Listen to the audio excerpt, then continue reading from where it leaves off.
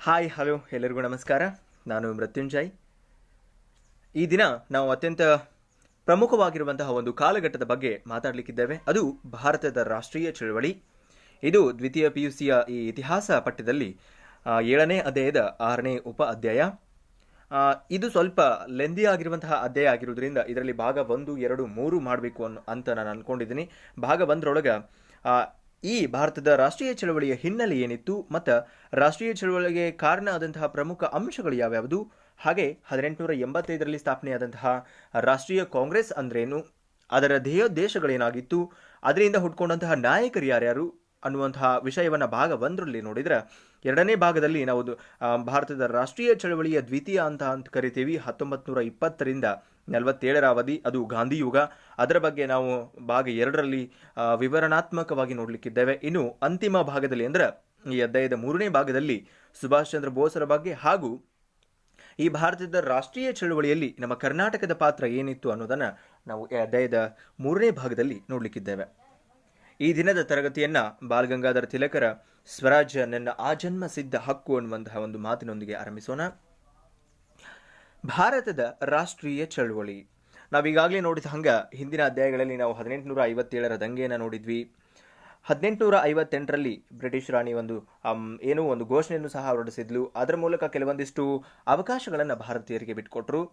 ತದನಂತರ ಈ ಭಾರತದ ರಾಷ್ಟ್ರೀಯ ಚಳವಳಿ ಅನ್ನುವಂಥದ್ದು ಕೇವಲ ಒಂದು ಇಸ್ವಿಗೆ ಸಂಬಂಧಪಟ್ಟದ್ದಲ್ಲ. ಯಾವಾಗ ಬ್ರಿಟಿಷರು ನಮ್ಮ ಭಾರತಕ್ಕೆ ಬಂದರೋ ಆವಾಗಿನಿಂದ ನಮ್ಮ ಭಾರತದಲ್ಲಿರುವಂತಹ ಕೆಲವೊಂದಿಷ್ಟು ನಾಯಕರುಗಳು ಅಥವಾ ಹೋರಾಟಗಾರರು ಅಥವಾ ಅರಸರು ಇವರ ವಿರುದ್ಧವಾಗಿ ಇದ್ದೇ ಇದ್ರು. ಹೌದು, ಕೆಲವೊಮ್ಮೆ ನಮ್ಮವರೇ ನಮಗೆ ಮುಳ್ಳಾದ್ರು. ಅಂದ್ರೆ ಕೆಲವೊಂದಿಷ್ಟು ಸಲ ನಮ್ಮಲ್ಲಿ ಪರಸ್ಪರರಿಗೆ ಭಿನ್ನಾಭಿಪ್ರಾಯಗಳಿದ್ದು ಕೆಲವೊಬ್ರು ಸಪೋರ್ಟನ್ನು ಕೊಡಲಿಲ್ಲ ಒಬ್ಬರಿಗೊಬ್ಬರು. ಒಂದು ವೇಳೆ ಎಲ್ಲರೂ ಕೂಡಿದ್ರ ಏಕತೆಯ ತತ್ವ ಆವಾಗಲೇ ಇವರಲ್ಲಿ ಇದ್ದಿದ್ರೆ ಖಂಡಿತವಾಗಿಯೂ ಬ್ರಿಟಿಷರು ಬಹಳಷ್ಟು ಬೇಗನೆ ನಮ್ಮ ದೇಶವನ್ನು ಬಿಟ್ಟು ಹೋಗ್ತಾ ಇದ್ರು. ಆದರೆ ಅವ್ರನ್ನ ನಾವು ಇಲ್ಲಿಂದ ಹೊರಗೆ ಹಾಕಲಿಕ್ಕೆ ಬಹಳ ಸುದೀರ್ಘವಾದಂತಹ ಅವಧಿಯನ್ನು 1947ನಲ್ಲಿ ಹೊರಗೆ ಹಾಕ್ತೀವಿ ಅಂತಂದ್ರೆ ಬಹಳ ಒಂದು ವಿಸ್ತೃತವಾದಂತಹ ಅವಧಿ ಇದಾಗಿತ್ತು. ಈ 1947ಕ್ಕಿಂತ ಮುಂಚೆ ಏನೆಲ್ಲ ಘಟನೆಗಳು ನಡೆದ್ವು, ಯಾವ್ಯಾವ ನಾಯಕರುಗಳು ಬಂದರು ಮತ್ತು ಈ ರಾಷ್ಟ್ರೀಯ ಚಳವಳಿಯನ್ನು ಹೆಂಗೆಲ್ಲ ಮುಂದುವರಿಸ್ಕೊಂಡು ಹೋದ್ರು ಅನ್ನೋದನ್ನು ನಾವು ಈ ಇಡೀ ಅಧ್ಯಾಯದುದ್ದಕ್ಕೂ ಕಲಿತೇವೆ. ಭಾರತ ನಮಗೆಲ್ಲ ಗೊತ್ತಿದ್ದ ಹಂಗೆ ಬಹಳಷ್ಟು ಮಂದಿ ವಿದೇಶಿಯರ ದಾಳಿಗೆ ಒಳಗಾಯಿತು. ಅದ್ರಾಗ ಗ್ರೀಕರಾಗಿರ್ಬಹುದು, ಕುಶಾಣರಾಗಿರ್ಬಹುದು, ತುರ್ಕರಾಗಿರ್ಬಹುದು, ಅಫ್ಘಾನರು, ಹಿಂಗೆ ಎಲ್ಲರೂ ಭಾರತಕ್ಕೆ ದಾಳಿ ಮಾಡಕ್ಕಂತ ಬಂದು ಇಲ್ಲಿನ ಎಲ್ಲ ಸಂಪತ್ತನ್ನು ಸಹ ಹೊತ್ಕೊಂಡು ಹೋದ್ರು ಕೆಲವೊಬ್ರು ಅನ್ನೋದನ್ನು ನಾವು ನೋಡೇವಿ. ಆದ್ರೆ ಬ್ರಿಟಿಷರಾಗಿರಲಿ ಅಥವಾ ಈ ಯುರೋಪ್ ಕಂಟ್ರಿಯಿಂದ ಏನು ಬಂದರು, ಕೆಲವೊಂದಿಷ್ಟು ಮಂದಿ ಫ್ರೆಂಚರು, ಡಚ್ಚರು, ಈ ಬ್ರಿಟಿಷರು ಇವರೆಲ್ಲ ಭಾರತಕ್ಕೆ ವ್ಯಾಪಾರದ ಉದ್ದೇಶಕ್ಕಾಗಿ ಬಂದವರು. ಆದ್ರೆ ಮುಂದೆ ನೋಡ್ರಿ, ಬ್ರಿಟಿಷರು ಭಾರತದೊಳಗನೆ ನೆಲೆಸ್ಕೊಂಡು ಭಾರತವನ್ನ ಆಳುವಷ್ಟರ ಮಟ್ಟಿಗೆ ಬೆಳೆದ್ಬಿಟ್ರು. ಇದು ಒಂದು ರೀತಿ ನಿದ್ರಿಸ್ತಾ ಇದ್ದಂತಹ ಭಾರತೀಯರನ್ನ ಎಬಸ್ತಂಗಾತು. ಯಾಕೆ ಬ್ರಿಟಿಷರು ನಮ್ಮನ್ನೆಲ್ಲ ಇಷ್ಟು ಕೀಳಾಗಿ ಕಾಣಕತ್ತಾರ ಮತ್ತು ಅವ್ರು ಯಾಕೆ ನಮ್ಮ ಮೇಲೆ ಇಷ್ಟು ಸಾರ್ವಭೌಮತ್ವವನ್ನು ಸ್ಥಾಪನೆ ಮಾಡಕತ್ತಾರ ಅನ್ನೋದನ್ನು ನೋಡಿಕೊಂಡು ಎಲ್ಲರೂ ಒಂದು ಒಕ್ಕೊರಲಿನಿಂದ ಮುಂದೆ ಬರ್ತಾರಲ್ಲ, ಅದನ್ನು ನಾವು ಭಾರತದ ರಾಷ್ಟ್ರೀಯ ಚಳವಳಿ ಅಂತ ಕರೆದೇವಿ. ಇದು ಬಹಳ ವಿಸ್ತೃತವಾದಂತಹ ರಾಜಕೀಯ, ಸಾಮಾಜಿಕ ಮತ್ತು ಧಾರ್ಮಿಕ ಚಳವಳಿಗಳನ್ನು ಒಳಗೊಂಡೈತಿ ನಮ್ಮ ಭಾರತದ ರಾಷ್ಟ್ರೀಯ ಚಳವಳಿ. ಇದು ಯಾವಾಗ ನಿಖರವಾಗಿ ಆರಂಭ ಆಯಿತು ಅನ್ನೋದ್ರ ಬಗ್ಗೆ ನಾವು ಬಹಳ ನಿಖರವಾಗಿ ಹೇಳಲಿಕ್ಕೆ ಸಾಧ್ಯ ಆಗೋದಿಲ್ಲ. ಯಾಕಂದ್ರೆ ಭಾರತದೊಳಗೆ ಬ್ರಿಟಿಷರು ತಮ್ಮ ಸಾಮ್ರಾಜ್ಯವನ್ನು ಸ್ಥಾಪನೆ ಮಾಡಿದಾಗಿಂದನೇ ಇದು ಒಂದು ರೀತಿ ಚಳವಳಿಯವರ ವಿರುದ್ಧ ಆರಂಭ ಆಯಿತು. ಆದರೆ ಒಂದು ರೀತಿ ಯಾವಾಗ 1885ರೊಳಗೆ ಭಾರತದ ರಾಷ್ಟ್ರೀಯ ಕಾಂಗ್ರೆಸ್ ಸ್ಥಾಪನೆ ಆಯಿತು ಆವಾಗ ಇದರ ಮಹತ್ವ ಇನ್ನೂ ಹೆಚ್ಚಾಯಿತು ಅನ್ನೋದನ್ನು ನಾವಿಲ್ಲಿ ಗಮನಿಸಬಹುದು. ಕೆಲವೊಂದಿಷ್ಟು ಈ ಭಾರತದ ರಾಷ್ಟ್ರೀಯ ಚಳವಳಿ ಕಾರಣ ಆಗ್ಬೇಕಂದ್ರೆ ಕೆಲವೊಂದಿಷ್ಟು ಅಂಶಗಳಿದ್ವು. ಯಾವ್ಯಾವುದು ಅಂತಂದ್ರೆ, ಮೊದಲನೇದು ಭಾರತಕ್ಕೆ ಆರ್ಥಿಕ ಹಿನ್ನಡೆ ಆಗ್ತಾ ಇತ್ತು. ಯಾಕಂದ್ರೆ ಭಾರತವನ್ನು ಅವ್ರು ಏನ್ ಮಾಡ್ಕೊಂಡ್ಬಿಟ್ಟಿದ್ರು ಅಂದ್ರೆ ಕಚ್ಚಾ ವಸ್ತುಗಳ ತವರೂರನ್ನಾಗಿ ಮಾಡ್ಕೊಂಡಿದ್ರು ಮತ್ತು ಸಿದ್ಧ ವಸ್ತುಗಳನ್ನು ಮಾಡ್ಕೊಂಡು ಬಂದೆ ಅವನ್ನ ಮತ್ತೆ ಭಾರತದೊಳಗನೆ ಮಾರ್ತಾ ಇದ್ರು. ಇದರಿಂದ ಭಾರತದಲ್ಲಿದ್ದಂತಹ ಅನೇಕ ಗುಡಿ ಕೈಗಾರಿಕೆಗಳು ನಾಶ ಹೊಂದಿದ್ವು. ಬಹಳಷ್ಟು ಮಂದಿಗೆ ನಿರುದ್ಯೋಗಿಗಳಾದ್ರು. ಒಂದು ರೀತಿ ಬಡತನದ ದೇಶ ಆಗಿ ಭಾರತ ಗುರುತಿಸಿಕೊಳ್ಳಲಿಕ್ಕೆ ಪ್ರಾರಂಭ ಆಯಿತು. ಹಾಗಾಗಿ ಬಹಳ ಆರ್ಥಿಕವಾಗಿ ಹಿನ್ನಡೆ ಉಂಟಾಗಲಿಕ್ಕೆ ಒಂದು ಪ್ರಾರಂಭ ಆಗಿತ್ತು ಆರ್ಥಿಕ ಹಿನ್ನಡೆ ಅನ್ನುವಂಥದ್ದು. ಹಾಗಾಗಿ ಇದು ಒಂದು ಸಹ ಪ್ರಮುಖ ಅಂಶ ಆಗಿತ್ತು ಭಾರತದ ರಾಷ್ಟ್ರೀಯ ಚಳವಳಿ ಪ್ರಾರಂಭ ಆಗ್ಲಿಕ್ಕೆ. ಇನ್ನು ಮತ್ತೊಂದು ಅಂಶ ಅಂತಂದ್ರೆ, ಬ್ರಿಟಿಷರು ಭಾರತದೊಳಗ ರಾಜಕೀಯ ಐಕ್ಯತೆಯನ್ನು ಸ್ಥಾಪನೆ ಮಾಡಿದ್ರು. ಜೊತೆಗೆ ಬಹಳಷ್ಟು ವರ್ಷಗಳ ಕಾಲ ಒಂದೇ ರೂಪದ ಆಡಳಿತ ಮತ್ತು ನ್ಯಾಯಾಂಗ ವ್ಯವಸ್ಥೆಯನ್ನು ನೀಡಿದ್ರು. ಹಾಗಾಗಿ ನಮ್ಮ ಬಿಟ್ಟರು ಅವರು ಭಾರತವನ್ನ ಅವರ ಸ್ವಂತ ಆಡಳಿತವನ್ನು ಸ್ಥಾಪನೆ ಮಾಡಿದ್ರು, ನ್ಯಾಯಾಂಗ ವ್ಯವಸ್ಥೆಯನ್ನು ಚಾಲೂ ಮಾಡಿದ್ರು. ಹಾಗಾಗಿ ಇದೊಂದು ರೀತಿ ಭಾರತೀಯರನ್ನ ಕೆರಳಿಸ್ತು ಅನ್ನೋದನ್ನ ನಾವಿಲ್ಲಿ ಗಮನಿಸ್ತೇವೆ. ಇನ್ನು ಮತ್ತೊಂದು ಪ್ರಮುಖ ಅಂಶ ಅಂತಂದ್ರೆ ಭಾರತದೊಳಗೆ ಹಿಂದೂಗಳು ಮುಸ್ಲಿಮರು ಇವರೆಲ್ಲರ ನಡುವೆ ಒಂದು ರೀತಿ ಶಿಕ್ಷಣದೊಳಗೆ ಸಾಂಪ್ರದಾಯಿಕ ಪದ್ಧತಿ ಅನ್ನುವಂಥದ್ದು ಇತ್ತು. ಆದರೆ ಬ್ರಿಟಿಷರು ಇಂಗ್ಲಿಷ್ ಶಿಕ್ಷಣವನ್ನು ಒತ್ತಡ ಹೇರಿ ಇವರ ಭಾರತೀಯರ ಮೇಲೆ ಒತ್ತಡದಿಂದ ಇಂಗ್ಲಿಷ್ ಶಿಕ್ಷಣವನ್ನು ಪಡೀಲಿಕ್ಕೆ ನೀವು ಪಡಿಬೇಕು ಅನ್ನುವಂತಹ ಒಂದು ಒತ್ತಡವನ್ನು ಹಾಕ್ತಾರು. ಹಾಗಾಗಿ ಇದು ಒಂದು ರೀತಿ ಶಿಕ್ಷಣದ ವ್ಯವಸ್ಥೆಯ ಮೇಲೆ ಏಕಸ್ವಾಮ್ಯತೆಯನ್ನು ಅವರು ಸ್ಥಾಪನೆ ಮಾಡಲಿಕ್ಕೆ ಪ್ರಾರಂಭ ಮಾಡ್ತಾರೆ. ಉದಾಹರಣೆ ಹೇಳಬೇಕು ಅಂತಂದ್ರೆ ಭಾರತದ ಅನೈಕ್ಯ ರಾಜಕೀಯ ಪರಿಸ್ಥಿತಿ ಏಕೀಕರಣಕ್ಕೆ ಪೂರ್ವದೊಳಗೆ ಇದ್ದಂತಹ ಜರ್ಮನಿ ಮತ್ತು ಇಟಲಿಯಲ್ಲಿ ಇದ್ದಂತಹ ಪರಿಸ್ಥಿತಿ ಹಂಗಿತ್ತು. ಬ್ರಿಟಿಷರ ಆಡಳಿತದ ವಿರುದ್ಧ ಅವರ ಸಫಲತೆ ಮತ್ತು ಏಕೀಕೃತ ಮತ್ತು ಸ್ವತಂತ್ರ ರಾಷ್ಟ್ರದ ಸ್ಥಾಪನೆ ರಾಷ್ಟ್ರೀಯವಾದಿಗಳಿಗೆ ಪ್ರೇರಣೆಯನ್ನು ಕೊಡ್ತು ಇದರ ವಿರುದ್ಧ ಸಿಡಿದೇಳಲಿಕ್ಕೆ ಅನ್ನೋದನ್ನು ನಾವಿಲ್ಲಿ ಗಮನಿಸಬಹುದು. ಇನ್ನು ನಾಲ್ಕನೆಯ ಪ್ರಮುಖ ಅಂಶ ಅಂತಂದ್ರೆ ಭಾರತೀಯರನ್ನ ಅವರು ಬಹಳ ತಾರತಮ್ಯದಿಂದ ನೋಡ್ತಾ ಇದ್ರು. ಅವರನ್ನ ತಾವು ಶ್ರೇಷ್ಠ ಜನಾಂಗದವರು ಅಂತ ಗುರುತಿಸಿಕೊಂಡಿದ್ರು. ಆದ್ರೆ ಭಾರತೀಯರನ್ನ ಬಹಳ ಭೇದ ಭಾವದಿಂದ ನೋಡ್ತಾ ಇದ್ರು, ಜೊತೆಗೆ ಬಹಳ ಕೀಳಾಗಿ ಕಾಣ್ತಾ ಇದ್ರು ಅನ್ನೋದನ್ನ ನಾವಿಲ್ಲಿ ಗಮನಿಸ್ತೇವೆ. ಅವರು ಬರೀ ಭಾರತೀಯರನ್ನ ನಾಯಿ, ಹಂದಿ ಇಂತಹ ಪದಗಳನ್ನು ಉಪಯೋಗಿಸ್ಕೊಂಡು ಬೈತಾ ಇದ್ರು. ಇದೊಂದು ರೀತಿ ಭಾರತೀಯರಿಗೆ ಸಹಿಸಲಾರದ ಒಂದು ನೋವಾಗಿತ್ತು ಅನ್ನೋದನ್ನ ನಾವಿಲ್ಲಿ ಗಮನಿಸಬಹುದು. ಜೊತೆಗೆ ಅವರು ಆಡಳಿತದೊಳಗಾಗಿರ್ಲಿ, ನ್ಯಾಯಾಂಗ ಪದ್ಧತಿ ಒಳಗಾಗಿರ್ಲಿ, ಶಾಸಕಾಂಗದೊಳಗಾಗಿ ಈ ಎಲ್ಲ ಕಡೆಗಳಲ್ಲಿ ಉನ್ನತ ಹುದ್ದೆಗಳನ್ನ ಅವರ ತಗೊಂತ ಇದ್ರು. ಕನಿಷ್ಠ ಕೆಳದರ್ಜೆಯ ಹುದ್ದೆಗಳನ್ನ ನಮ್ಮ ಭಾರತೀಯರಿಗೆ ಕೊಡ್ತಾ ಇದ್ರು. 1858 ಘೋಷಣೆ ಒಳಗ ಭಾರತೀಯರನ್ನ ಸೈನ್ಯ ಮತ್ತು ಆಡಳಿತದೊಳಗೆ ಹೆಚ್ಚಿನ ಸಂಖ್ಯೆಯೊಳಗೆ ಸೇರಿಸಿಕೊಳ್ಬೇಕು ಅಂತ ಹೇಳಿ ಒಂದು ಆಶ್ವಾಸನೆ ಬಂತು. ಆದರೂ ಸಹ ಆ ಆಶ್ವಾಸನೆ ಪ್ರಕಾರ ಅವ್ರು ನಡ್ಕೊಳ್ಳಲಿಲ್ಲ. ಇದು ಒಂದು ರೀತಿ ಭಾರತೀಯರನ್ನ ಕೆರಳಿಸ್ತು. ಹಾಗಾಗಿ ಭಾರತೀಯರು ಮತ್ತಷ್ಟು ಜಾಗೃತರಾಗಿ ಈ ರಾಷ್ಟ್ರೀಯ ಚಳವಳಿಗೆ ಮುಂದೆ ಬರಲಿಕ್ಕೆ ಇದು ಒಂದು ಅಂಶ ಆಗಿತ್ತು ಅನ್ನೋದನ್ನು ನಾವೆಲ್ಲಿ ಗಮನಿಸ್ತೇವೆ. ಇನ್ನು ಮತ್ತೊಂದು ಅಂಶ ಅಂತಂದ್ರೆ ಭಾರತದ ಮೇಲೆ ರಾಜಕೀಯ ಪ್ರಭುತ್ವವನ್ನು ಸ್ಥಾಪನೆ ಮಾಡಲಿಕ್ಕೆ ಬ್ರಿಟಿಷರು ಸರಣಿ ಯುದ್ಧಗಳನ್ನು ಮಾಡಿದ್ರು. ಹಾಗೆ ಕೆಲವೊಂದಿಷ್ಟು ನೀತಿಗಳನ್ನು ಜಾರಿಗೆ ತಂದರು ಅವರು. ಉದಾಹರಣೆಗೆ ಸಹಾಯಕ ಸೈನ್ಯ ಪದ್ಧತಿ ಆಗಿರಬಹುದು, ದತ್ತು ಮಕ್ಕಳಿಗೆ ಹಕ್ಕಿಲ್ಲ ಅನ್ನುವಂಥವಾಗಿರ್ಬೋದು. ಅಧಿಕಾರ ಮತ್ತು ಪ್ರತಿಷ್ಠೆಯನ್ನು ಕಳೆದುಕೊಂಡಂತಹ ರಾಜರು ಈ ಒಂದು ನೀತಿಗಳಿಗೆ ಅನುಗುಣವಾಗಿ ಯಾರು ಅಧಿಕಾರವನ್ನು ಮತ್ತು ಪ್ರತಿಷ್ಠೆಯನ್ನು ಕಳ್ಕೊಂಡ್ರು ಅವರು ಬ್ರಿಟಿಷರ ವಿರುದ್ಧ ತಿರುಗಿಬಿದ್ರು. ಕೆಲವೊಂದಿಷ್ಟು ಮಂದಿ ತಮ್ಮ ಸಾಮ್ರಾಜ್ಯವನ್ನು ಕಳ್ಕೊಂಡ್ರು, ಕೆಲವೊಂದಿಷ್ಟು ಮಂದಿ ತಮ್ಮ ಅಸ್ತಿತ್ವವನ್ನೇ ಕಳ್ಕೊಂಡ್ರು. ಹಾಗಾಗಿ ಇದು ಬ್ರಿಟಿಷರ ವಿರುದ್ಧ ದಂಗೆ ಏಳಲಿಕ್ಕೆ ಇದು ಒಂದು ಸಹ ಪ್ರಮುಖ ಅಂಶ ಆಗಿತ್ತು. ಇನ್ನು ಮತ್ತೊಂದು ಪ್ರಮುಖ ಅಂಶ ಅಂತಂದ್ರೆ ಭಾರತೀಯರಲ್ಲಿ ಮೂಡಿದ ಜಾಗೃತಿ. ಈ 19ನೇ ಮತ್ತು 20ನೇ ಶತಮಾನದ ಅಂತಿಮ ಮತ್ತು 20ನೇ ಶತಮಾನದ ಪ್ರಾರಂಭದೊಳಗೆ ಬಹಳಷ್ಟು ಮಂದಿ ಜಾಗೃತಿಯನ್ನು ಮೂಡಿಸ್ಲಿಕ್ಕೆ ಮುಂದೆ ಬಂದರು ನಮ್ಮ ಭಾರತೀಯರು. ವಿಶೇಷವಾಗಿ ಕೆಲವೊಂದಿಷ್ಟು ಮಂದಿ ಪತ್ರಿಕೆಗಳನ್ನು ಹೊರಗೆ ತಂದರು, ಆ ಮೂಲಕ ಜಾಗೃತಿಯನ್ನು ಮೂಡಿಸಿದ್ರು. ಕೆಲವೊಂದಿಷ್ಟು ಮಂದಿ ಲೇಖನಗಳನ್ನು ಬರೆದ್ರು, ಕವಿತೆಗಳನ್ನು ಬರೆದ್ರು. ಇವೆಲ್ಲ ದೇಶೀಯ ಭಾಷೆಗಳೊಳಗೆ ಪ್ರಕಟ ಆಗಿದ್ದರಿಂದ ಒಂದು ರೀತಿ ಭಾರತೀಯರೊಳಗೆ ರಾಷ್ಟ್ರೀಯ ಭಾವನೆ ಅನ್ನುವಂಥದ್ದು ಮೂಡಲಿಕ್ಕೆ ಅನುಕೂಲ ಆಯಿತು. ಬಹಳಷ್ಟು ಮಂದಿ, ಉದಾಹರಣೆಗೆ ಬಾಲಗಂಗಾಧರ ತಿಲಕ್ ಅಂತವರು ಮರಾಠ ಮತ್ತು ಕೇಸರಿ ಪತ್ರಿಕೆಯನ್ನು ತಂದರು. ಹಿಂಗೆ ಬಹಳಷ್ಟು ಮಂದಿ ರಾಷ್ಟ್ರದ ಒಂದು ಜಾಗೃತಿಯನ್ನು ಮೂಡಿಸ್ಲಿಕ್ಕೆ, ರಾಷ್ಟ್ರದ ಕುರಿತಾದಂತಹ ಏಕತೆಯನ್ನು ಸಾರಲಿಕ್ಕೆ ಮುಂದೆ ಬಂದರು. ಹಾಗಾಗಿ ಇದು ಭಾರತದ ರಾಷ್ಟ್ರೀಯ ಚಳವಳಿ ಪ್ರಾರಂಭ ಆಗಲಿಕ್ಕೆ ಕಾರಣ ಆಯಿತು. ಇನ್ನು ನಮ್ಮ ಭಾರತದ ಇತಿಹಾಸದೊಳಗೆ ಅತ್ಯಂತ ಪ್ರಮುಖವಾದಂತಹ ಒಂದು ಘಟ್ಟ ಅಂತಂದ್ರೆ 1885ನೇ ಇಸ್ವಿ ಒಳಗೆ INC ಸ್ಥಾಪನೆ ಆಗಿದ್ದು. INC ಅಂತಂದ್ರೆ ಇಂಡಿಯನ್ ನ್ಯಾಷನಲ್ ಕಾಂಗ್ರೆಸ್, ಭಾರತೀಯ ರಾಷ್ಟ್ರೀಯ ಕಾಂಗ್ರೆಸ್ನ ಸ್ಥಾಪನೆ ಒಂದು ಇತಿಹಾಸದೊಳಗೆ ಪ್ರಮುಖವಾದಂತಹ ಅಧ್ಯಾಯ. ಇದನ್ನು ಸ್ಥಾಪನೆ ಮಾಡಿದಂಥವರು A.O. ಹ್ಯೂಮ್ ಅಂದ್ರೆ ಆಲನ್ ಆಕ್ಟೇವಿಯನ್ ಹ್ಯೂಮ್ ಅನ್ನುವಂತಹ ಒಬ್ಬ ಬ್ರಿಟಿಷ್ ನಾಗರಿಕ ಸೇವಾಧಿಕಾರಿ ಇದನ್ನು ಭಾರತದೊಳಗೆ ಸ್ಥಾಪನೆಯನ್ನು ಮಾಡಿದ. ಇದು ಕೆಲವೊಂದಿಷ್ಟು ಉದ್ದೇಶಗಳನ್ನು ಸಹ ಹೊಂದಿತ್ತು, ಅದರ ಮುಂದೆ ಹೇಳ್ತೇನೆ ನಾನು. ಇದು 1885 ಸ್ಥಾಪನೆ ಆಯಿತು. ಇದರ ಮೊದಲ ಅಧಿವೇಶನ ನಡೆದದ್ದು 27ನೇ ಡಿಸೆಂಬರ್ 1885 ಮುಂಬೈ ಒಳಗೆ ನಡೀತು. ಕಲ್ಕತ್ತಾದ ಪ್ರಸಿದ್ಧ ಬ್ಯಾರಿಸ್ಟರ್ ಆಗಿದ್ದಂತಹ ಉಮೇಶ್ ಚಂದ್ರ ಬ್ಯಾನರ್ಜಿಯನ್ನ ಅಧ್ಯಕ್ಷತೆಯನ್ನು ವಹಿಸಿಕೊಂಡಿದ್ದರು ಅವರು ಈ ಮೊದಲ ಅಧಿವೇಶನದ್ದು.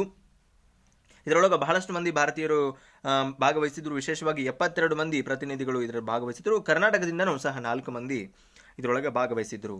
ಹಾಗಾದ್ರೆ ಈ INCಯ ಉದ್ದೇಶಗಳು ಏನು, ಯಾವ ಉದ್ದೇಶಗಳನ್ನು ಇಟ್ಕೊಂಡು ಭಾರತೀಯ ರಾಷ್ಟ್ರೀಯ ಕಾಂಗ್ರೆಸ್ ಹುಟ್ಟಿತು ಅನ್ನೋದನ್ನು ನಾವು ನೋಡೋದಾದ್ರೆ, ಮೊದಲನೇದು ರಾಷ್ಟ್ರೀಯ ಏಕತೆಯನ್ನು ಪ್ರೋತ್ಸಾಹ ಮತ್ತು ಬಲಪಡಿಸುವಂಥದ್ದು ಇದರ ಆದ್ಯ ಕರ್ತವ್ಯ ಆಗಿತ್ತು. ಹಾಗೆ ಧರ್ಮ, ಜಾತಿ, ಪ್ರಾಂತ್ಯ ಈ ಎಲ್ಲವುಗಳ ಆಧಾರದ ಮೇಲೆ ಪೂರ್ವಾಗ್ರಹಗಳೇನಿತ್ತು ನಮ್ಮ ಪೂರ್ವಜರಲ್ಲಿ ಅವುಗಳನ್ನು ಹೋಗಲಾಡಿಸುವಂಥದ್ದು ಸಹ ಇದರ ಉದ್ದೇಶ ಆಗಿತ್ತು. ಭಾರತೀಯರೊಳಗೆ ಆತ್ಮೀಯತೆ ಮತ್ತು ಸ್ನೇಹವನ್ನು ಬಲಪಡಿಸುವಂಥದ್ದು ಮತ್ತು ಬೆಳೆಸುವಂಥದ್ದು ಇದು ಒಂದು ಸಹ ಇದರ ಮುಖ್ಯ ಉದ್ದೇಶ ಆಗಿತ್ತು. ವಿಶೇಷವಾಗಿ ಭಾರತೀಯರಿಗೆ ರಾಜಕೀಯ ಶಿಕ್ಷಣವನ್ನು ಕೊಡುವಂಥದ್ದು ಮತ್ತು ಸಾರ್ವಜನಿಕ ಅಭಿಪ್ರಾಯವನ್ನು ಮೂಡಿಸುವಂಥದ್ದು ಸಹ ಒಂದು ಪ್ರಮುಖ ಉದ್ದೇಶ ಆಗಿತ್ತು. ಸಾರ್ವಜನಿಕ ಅಭಿಪ್ರಾಯಕ್ಕೆ ಸ್ಪಂದಿಸುವಂತೆ ಬ್ರಿಟಿಷರನ್ನು ಒತ್ತಾಯಿಸುವಂಥದ್ದು ಸಹ ಒಂದು ಉದ್ದೇಶ ಆಗಿತ್ತು. ಮತ್ತು ಕೊನೆಗೆ ಇನ್ನೊಂದು ಉದ್ದೇಶವನ್ನು ಇದು ಹೊಂದಿತ್ತು. ಶಾಸನ ಸಭೆ ಮತ್ತು ನಾಗರಿಕ ಸೇವೆಗಳೊಳಗ ಬ್ರಿಟಿಷರು ಭಾರತೀಯರನ್ನು ಹೆಚ್ಚಿನ ಸಂಖ್ಯೆಯಲ್ಲಿ ನೇಮಕ ಮಾಡಿಕೊಳ್ತಾ ಇರಲಿಲ್ಲ. ನೇಮಕ ಮಾಡಿಕೊಳ್ಬೇಕು ಅನ್ನುವಂತಹ ಒಂದು ಉದ್ದೇಶವನ್ನು ಸಹ ಈ ಭಾರತೀಯ ರಾಷ್ಟ್ರೀಯ ಕಾಂಗ್ರೆಸ್ ಹೊಂದಿತ್ತು ಅನ್ನೋದನ್ನು ನಾವಿಲ್ಲಿ ಗಮನಿಸಬಹುದು. ಇನ್ನು ನಮ್ಮ ಭಾರತದ ರಾಷ್ಟ್ರೀಯ ಚಳವಳಿಗೆ ಸಂಬಂಧಪಟ್ಟಂಗೆ ನಾವು ವಿವಿಧ ಹಂತಗಳನ್ನು ಮಾಡ್ತೀವಿ. ಅದರೊಳಗ ನಾವು ಪ್ರಥಮ ಹಂತ, ದ್ವಿತೀಯ ಹಂತ ಮತ್ತು ತೃತೀಯ ಹಂತ ಅಂತ ಕರಿತೀವಿ. ಪ್ರಥಮ ಹಂತವನ್ನ ಮಂದಗಾಮಿಗಳ ಯುಗ ಅಂತ ಕರಿತೀವಿ. ಇದು ಸುಮಾರು 20 ವರ್ಷಗಳ ಕಾಲ ಇತ್ತು, 1885ರಿಂದ 1905ರ ಅವಧಿಯೊಳಗೆ. ಆಮೇಲೆ ದ್ವಿತೀಯ ಹಂತ ಅಂದ್ರೆ ತೀವ್ರಗಾಮಿಗಳ ಯುಗ. ಇದು ಎರಡನೇ ಹಂತ. ಇದು 1905ರಿಂದ 20ರವರೆಗೆ 15 ವರ್ಷಗಳ ಕಾಲ ಇತ್ತು. ಇನ್ನು ಮೂರನೆಯ ಒಂದು ಹಂತ ಅಂತಂದ್ರೆ ಅದು ಗಾಂಧಿ ಯುಗ ಅಂತ ನಾವು ಕರಿತೀವಿ. ಇದು 1919, 20ರಿಂದ 1947ರ ಅವಧಿಯೊಳಗ ಇತ್ತು ಅನ್ನೋದನ್ನ ನಾವಿಲ್ಲಿ ಗಮನಿಸಬಹುದು. ಇನ್ನು ಈ ಪ್ರಥಮ ಹಂತದ ಬಗ್ಗೆ ನಾವು ನೋಡೋದಾದ್ರೆ, ಮಂದಗಾಮಿಗಳ ಯುಗದ ಬಗ್ಗೆ ನೋಡೋದಾದ್ರೆ, ಕೆಲವೊಂದಿಷ್ಟು ಮಂದಿ 1885ರಿಂದ 1905ರವರೆಗೆ ಬ್ರಿಟಿಷರ ವಿರುದ್ಧ ಪ್ರಾರ್ಥನೆಗಳ ಮೂಲಕ, ಭಿನ್ನಹಗಳ ಮೂಲಕ, ಪ್ರತಿಭಟನೆಗಳ ಮೂಲಕ ಬ್ರಿಟಿಷರ ಮನಸ್ಸನ್ನ ಪರಿವರ್ತನೆ ಮಾಡಿ ಆ ಮೂಲಕ ಸುಧಾರಣೆಯನ್ನು ತರುವಂತಹ ಒಂದು ಉದ್ದೇಶನ ಹೊಂದಿದ್ರು.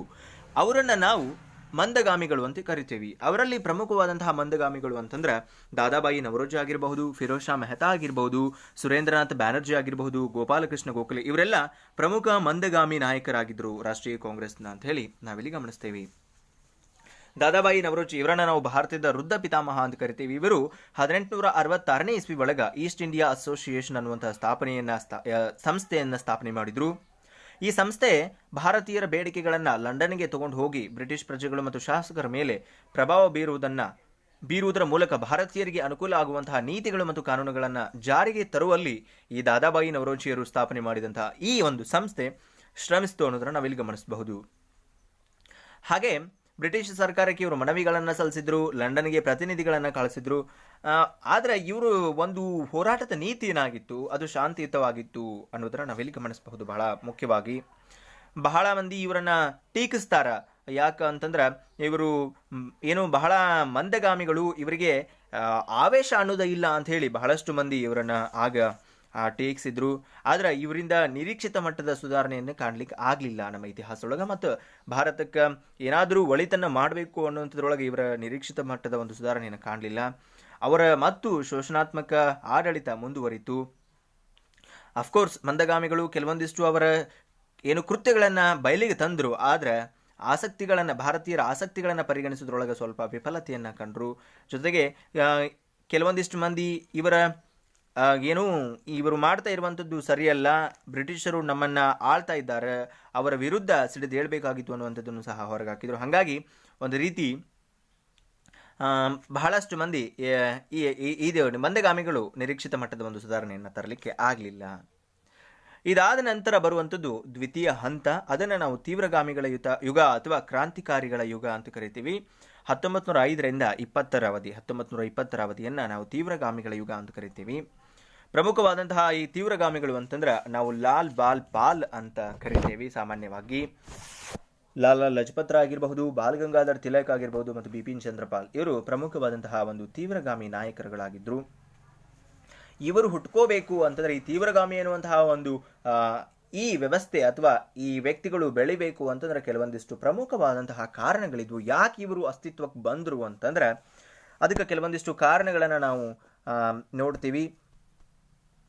ಇವರು ಹೆಂಗಾದ್ರೂ ಮಾಡಿ ಬ್ರಿಟಿಷರನ್ನ ಹೊರಗೆ ಹಾಕಬೇಕು ಅನ್ನೋಂಥದ್ದು ಒಂದು ಉದ್ದೇಶವನ್ನು ಹೊಂದಿದ್ರು. ಹಾಗಾಗಿ ಅವಿರತವಾಗಿ ಶ್ರಮಿಸಿದಂತಹ ಕೀರ್ತಿ ಇವರಿಗೆ ಸಲ್ತದ. ಕಾರಣಗಳು ಏನೇನು ಅಂತಂದ್ರ ಇವರು ಮಂದಗಾಮಿಗಳು ತಮ್ಮ ಸಂವಿಧಾನಾತ್ಮಕ ಕ್ರಮಗಳಾದಂತಹ ಪ್ರಾರ್ಥನೆ, ಭಿನ್ನಹ ಮತ್ತು ಪ್ರತಿಭಟನೆಗಳಿಂದ ಯಾವುದೂ ಫಲಿತಾಂಶವನ್ನ ಸಾಧಿಸಲಿಲ್ಲ, ವಿಫಲರಾದ್ರು. ನಾನು ಆಗ್ಲೇ ಹೇಳ್ದಂಗ ಇದು ತೀವ್ರಗಾಮಿಗಳನ್ನ ಸಿಟ್ಟಿಗಬ್ಬಸ್ತು. ಮತ್ತು ಮಂದಗಾಮಿಗಳು ಬ್ರಿಟಿಷರ ವರ್ತನೆಯಿಂದ ಭ್ರಮ ನಿರಸವನ್ನಗೊಂಡಿದ್ರು. ಹಾಗಾಗಿ ಇವರು ಈ ತೀವ್ರಗಾಮಿಗಳು ಮಂದಗಾಮಿಗಳ ನಡೆಯನ್ನ ರಾಜಕೀಯ ಭಿಕ್ಷಾಟನೆ ಅಂತ ಹೇಳಿ ಕಟುವಾಗಿ ಟೀಕಿಸಿದ್ರು.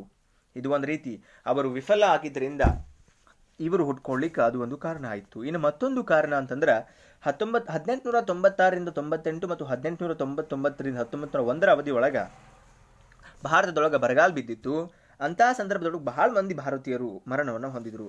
ಬ್ರಿಟಿಷರು ಭಾರತೀಯರಿಗೆ ಯಾವುದೂ ಸಹಾಯವನ್ನ ಮಾಡಲೇ ಇಲ್ಲ. ಅಂತಹ ಸಂದರ್ಭದೊಳಗೆ ಅವರು ಭಾರತೀಯರ ಯೋಗಕ್ಷೇಮದ ಬಗ್ಗೆ ವಿಚಾರಿಸಲಿಲ್ಲ. ಜೊತೆಗೆ ಇದು ಒಂದಿಷ್ಟು ಜೊತೆಗೆ ಬಹಳಷ್ಟು ಮಂದಿ ಪ್ಲೇ ಕಮಿಷನರ್ ರ್ಯಾಂಡನ ಕೊಲೆ ಭಾರತೀಯರ ಆಕ್ರೋಶಕ್ಕೆ ಕಾರಣ ಆಯಿತು. ಜೊತೆಗೆ ರ್ಯಾಂಡನ ಸಾವಿಗೆ ಕಾರಣರೆಂದು ಈ ಬಾಲ್ ಗಂಗಾಧರ್ ತಿಲಕರನ್ನ ಬಂಧನೆ ಮಾಡಿದ್ರು. ಹಾಗಾಗಿ ಇದು ಮತ್ತಷ್ಟು ಕ್ರಾಂತಿಕಾರತೆಯನ್ನ ಹೆಚ್ಚಿಸಿತು ಅನ್ನೋದನ್ನ ನಾವಿಲ್ಲಿ ಗಮನಿಸಬಹುದು. ಇನ್ನು ಮತ್ತೊಂದು ಪ್ರಮುಖ ಕಾರಣ ಅಂತಂದ್ರೆ Calcutta corporation act, official secret act ಮತ್ತು ಇಂಡಿಯನ್ ಯೂನಿವರ್ಸಿಟಿ ಆಕ್ಟ್ ಇವುಗಳ ಪ್ರಕಾರ ಪ್ರತಿಗಾಮಿ ಕ್ರಮಗಳನ್ನು ವೈಸ್ರಾಯ್ ಲಾರ್ಡ್ ಕರ್ಜನ್ ಜಾರಿಗೊಳಿಸಿದ. ಅವನ ಕಾರ್ಯಗಳು ಏನಾಗಿತ್ತು ಅಂತಂದ್ರೆ ಭಾರತೀಯರನ್ನ ಹತ್ತಿಕ್ಕಿ ಬ್ರಿಟಿಷರ ಪ್ರಭುತ್ವವನ್ನು ಹೆಚ್ಚಿಗೆ ಮಾಡುವಲ್ಲಿ ಬಹಳ ಮುಂಚೂಣಿಯೊಳಗಿದ್ವು ಅವ ತಂದಂತಹ ಕಾನೂನುಗಳು. ಕರ್ಜನ್ 1905 ಅಕ್ಟೋಬರ್ 16ರಂದು ಬಂಗಾಳವನ್ನ ಪೂರ್ವ ಬಂಗಾಳ ಅಂದ್ರೆ ಈಗಿನ ಬಾಂಗ್ಲಾದೇಶನ ಐತಿ, ಪೂರ್ವ ಬಂಗಾಳ ಮತ್ತು ಪಶ್ಚಿಮ ಬಂಗಾಳ ಅಂತ ಹೇಳಿ ವಿಭಜನೆ ಮಾಡ್ತಾನೆ. ಪೂರ್ವ ಬಂಗಾಳದೊಳಗೆ ಮುಸ್ಲಿಮರ ಜನಸಂಖ್ಯೆ ಹೆಚ್ಚಿದ್ರೆ ಪಶ್ಚಿಮ ಬಂಗಾಳದೊಳಗೆ ಹಿಂದೂಗಳ ಸಂಖ್ಯೆ ಹೆಚ್ಚಿಗೆ ಇತ್ತು. ಇದು ಒಡೆದಾಳುವ ನೀತಿಯನ್ನ ತೋರಿಸ್ತಾ ಇತ್ತು ಬ್ರಿಟಿಷರದು. ಉತ್ತಮ ಆಡಳಿತವನ್ನ ಕೊಡಬೇಕು ಅನ್ನುವಂತಹ ಏನು ಸಣ್ಣ ಒಂದು ನೆಪವನ್ನ ಒಡ್ಡಿ ವಿಭಜನೆ ಮಾಡಿದ್ದು ಇದು ಹಿಂದೂ ಮುಸ್ಲಿಂ ಐಕ್ಯತೆಯನ್ನು ಒಡೆಯುವ ಉದ್ದೇಶವನ್ನ ಹೊಂದಿತ್ತು. ಹಾಗಾಗಿ ಭಾರತೀಯ ಜನಸಮೂಹ ಇದರ ವಿರುದ್ಧ ತಿರುಗಿ ಬಿತ್ತು. ಜೊತೆಗೆ ತೀವ್ರಗಾಮಿಗಳು ಸಹ ಇದನ್ನ ಬಹಳ ಕಟುವಾಗಿ ವಿರೋಧಿಸಿದ್ರು. ಇದು ಒಂದು ಸಹ ಕಾರಣ ಆಗಿತ್ತು ಇವರ ಉದಯಕ್ಕೆ. ಏನು ಮತ್ತೊಂದು ಅಂತಂದ್ರ ಪ್ರಮುಖ ನಾಯಕರ ಆದರ್ಶಗಳು ಸ್ವಾಮಿ ವಿವೇಕಾನಂದರ ಆಗಿರಬಹುದು, ದಯಾನಂದ ಸರಸ್ವತಿ ಆಗಿರಬಹುದು, ಅರವಿಂದ ಘೋಷ್ ಆಗಿರಬಹುದು, ಮತ್ತು ಬಾಲಗಂಗಾಧರ ತಿಲಕ್ ಇಂಥವರ ಕೆಲವೊಂದಿಷ್ಟು ನಾಯಕರ ಪ್ರಯತ್ನಗಳು ಭಾರತೀಯರೊಳಗೆ ಆತ್ಮವಿಶ್ವಾಸವನ್ನ ಮತ್ತು ಆತ್ಮಾಭಿಮಾನವನ್ನು ಮೂಡಿಸಿದ್ವು. ಬಾಲಗಂಗಾಧರ ತಿಲಕರು ಆಗ್ಲೇ ಹೇಳಿದಂಗ ಪತ್ರಿಕೆಗಳನ್ನ ಹೊರಗೆ ತಂದ್ರ. ಜೊತೆಗೆ ಗಣೇಶ ಉತ್ಸವ ಮತ್ತು ಶಿವಾಜಿ ಉತ್ಸವಗಳನ್ನ ಸಾರ್ವಜನಿಕವಾಗಿ ಪ್ರತಿಷ್ಠಾಪನೆ ಮಾಡಲಿಕ್ಕೆ ಪ್ರಾರಂಭ ಮಾಡಿದ್ದು, ಆಚರಣೆ ಮಾಡಲಿಕ್ಕೆ ಪ್ರಾರಂಭ ಮಾಡಿದ್ದು ಎಲ್ಲರೂ ಒಂದುಗೂಡ್ಲಿಕ್ಕೆ ಮತ್ತೊಂದು ಕಾರಣ ಆಯಿತು. ಇನ್ನು ಕೊನೆಯ ಮತ್ತೊಂದು ಕಾರಣ ಈ ತೀವ್ರಗಾಮಿಗಳು ಉದಯಕ್ಕೆ ಅಂತಂದ್ರೆ ಅಂತಾರಾಷ್ಟ್ರೀಯ ಪ್ರಭಾವ. ಇಟಲಿ ಮತ್ತು ಜರ್ಮನಿಯ ಸಫಲ ಸ್ವಾತಂತ್ರ್ಯ ಏಕೀಕರಣ ಚಳುವಳಿಗಳು ಏನಿದ್ದು, ಜೊತೆಗೆ 1905 ಸಣ್ಣ ದೇಶ ಆದಂತಹ ಜಪಾನ್ನಿಂದ ಬೃಹತ್ ರಷ್ಯಾದ ಸೋಲು ಇವೆಲ್ಲ ಭಾರತೀಯರಿಗೆ ಒಂದು ರೀತಿ ಪ್ರೇರಣೆಯನ್ನ ಕೊಟ್ಟವು.